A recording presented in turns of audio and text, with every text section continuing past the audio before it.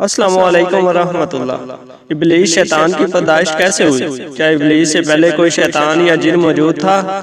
اللہ تعالیٰ نے ابلیس کے لیے جوڑا یعنی اس کی بیوی کب پیدا کی؟ ابلیس کا نکاح کب ہوا اور اس کے بچے کیسے پیدا ہوتے ہیں؟ کیا دنیا میں موجود شیاطین اور جنات ابلیس کی اولاد ہیں؟ ناظرین گرامی، آئیے پہلے تو قرآن مجید سے پوچھتے ہیں کہ کیا ابلیس کی کوئی اولاد موجود ہے؟ اس بارے میں اللہ تعالیٰ قرآن پاک کی سورہ کہف میں فرماتا ہے، اور وہ وقت یاد کیجئے جب ہم نے فرشتوں سے فرمایا کہ تم آدم علیہ السلام کو سجدہ تعظیم کرو، تو ان سب نے سجدہ کیا سوائے ابلیس کے۔ وہ ابلیس جنات میں سے تھا، تو وہ اپنے رب کی اطاعت سے باہر نکل گیا۔ کیا تم اس کو اور اس کی اولاد کو مجھے چھوڑ کر دوست بنا رہے ہو، حالانکہ وہ تمہارے دشمن ہیں؟ یہ ظالموں کے لیے کیا ہی برا بدل ہے جو انہوں نے میری جگہ شیطان کو منتخب کیا ہے۔ ناظرین گرامی، اس آیت میں اللہ تعالیٰ نے فرما دیا کہ شیطان جنات میں سے ہے، اور اس کے علاوہ ابلیس شیطان کی کثیر اولاد کا ذکر فرما دیا ہے۔ لیکن اب یہ سوال ہے کہ یہ اولاد کیسے پیدا ہوئی؟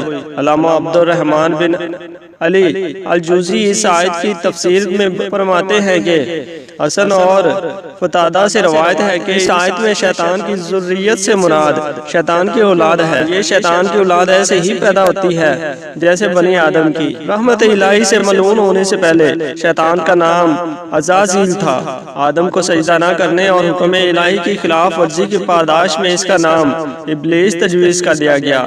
شیطان بھی اسی ابلیس کو کہتے ہیں۔ اللہ تعالیٰ نے آگ کے شعلوں سے ایک جن کو پیدا کیا تھا، اس کے علاوہ اس کے لیے ایک بیوی پیدا کی۔ اسی جوڑے سے تمام جنات کی نسل دنیا میں پھیلی۔ نزیت المجالس میں حدیث ہے کہ جب اللہ تعالیٰ نے ابلیس کی نسل اور اس کی زوجہ پیدا کرنا چاہی تو شیطان پر غصہ کا القاء کیا۔ غصہ کی وجہ سے آگ کی ایک چنگاری پیدا کی۔ اس چنگاری سے اللہ تعالیٰ نے ابلیس کی بیوی پیدا کر دی۔ مجاہد رحمت اللہ علیہ لکھتے ہیں کہ ابلیس سے نسل پیدا کرنے کی کیفیت یہ ہے کہ اس نے اپنی شرمگاہ کو اپنی ہی شرمگاہ میں داخل کیا تو 5 انڈے دیے۔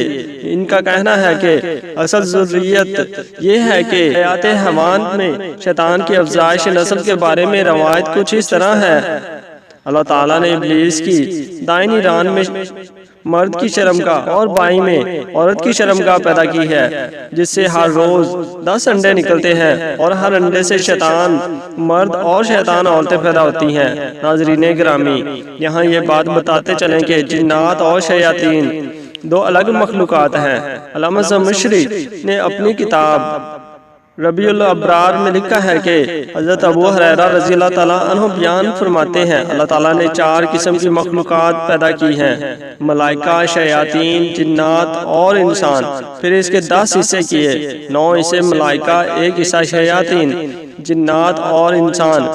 پھر ان تینوں کے 10 حصے کیے، 9 حصے شیاطین، 1 حصہ جنات اور انسان۔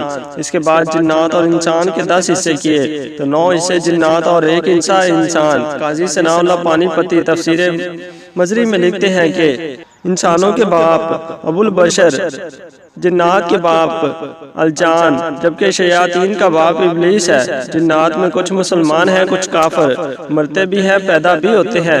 شیاطین میں سے کوئی بھی مسلم نہیں، نہ کسی کو موت آتی ہے۔ جب قیامت سے 40 سال پہلے ابلیس مرے گا تو اسی کے ساتھ سب مریں گے۔ حضرت مجاہد نے شیطان کی بیوی کا نام ترتبہ رکھا ہے، اور اس کے علاوہ شیطان کے مشہور بیٹوں کے نام اور کام کچھ اس طرح لکھے ہیں: دمبور، جو ہر بازار میں شیطان کا جھنڈا اٹھائے ہوئے ہوتا ہے، عورتوں کو مردوں اور مردوں کو عورتوں کی طرف مائل کرتا ہے، صبر، جو مصائب کا سبب ہے، عطور، جو ریاکاری کا باعث ہے، مسعود، جو لوگوں میں جھوٹی باتیں پھیلاتا ہے، داسم، جو اس آدمی کا ساتھی ہے جو گھر میں بغیر سلام کیے داخل ہوتا ہے اور بسم اللہ پڑھے بغیر کھانا کھائے اور اس کے ساتھ کھانے میں شریک ہو جاتا ہے۔ الغرض شیاطین روزانہ ایک انسان پر کئی مرتبہ اپنے قابو میں کرنے کے لیے حملہ کرتے ہیں، جیسا کہ حضرت ابن مسعود رضی اللہ تعالیٰ عنہ حضور نبی کریم صلی اللہ علیہ وآلہ وسلم سے روایت کرتے ہیں کہ نبی پاک صلی اللہ علیہ وآلہ وسلم نے فرمایا تم میں سے ہر ایک کے ساتھ جنوں اور شیطانوں میں سے اس کا ہم نشیں ہے۔ تو صحابہ اکرام نے کہا اے اللہ کے رسول، کیا آپ کا بھی جنوں میں سے کوئی ہم نشیں ہے؟ تو انہوں نے فرمایا اور میں بھی، مگر اللہ نے میری مدد فرمائی ہے اور وہ مسلمان ہو گیا ہے، تو وہ مجھے بھلائی کے علاوہ کسی چیز کا نہیں کہتا۔ ناظرین گرامی، بے شک اللہ تعالیٰ نے قرآن پاک کی بہت سی آیات میں شیطان کو انسان کا کھلا دشمن قرار دیا ہے، اور آج کے جدید دور میں تو شیطان کے مکر و فریب کے جال میں بھی بے حد وسعت ہو گئی ہے، ان سے بچنا ناممکن ہوتا جا رہا ہے۔ بے شک نجات اسی میں ہے کہ ہم اللہ ہی سے شیطان مردود کی پناہ مانگیں۔ اللہ تعالیٰ ہمیں شیطان کے وسوسوں اور چالوں سے محفوظ رکھے اور نبی کریم صلی اللہ علیہ وآلہ وسلم سے بے پناہ محبت عطا فرمائے، آمین یا رب العالمین۔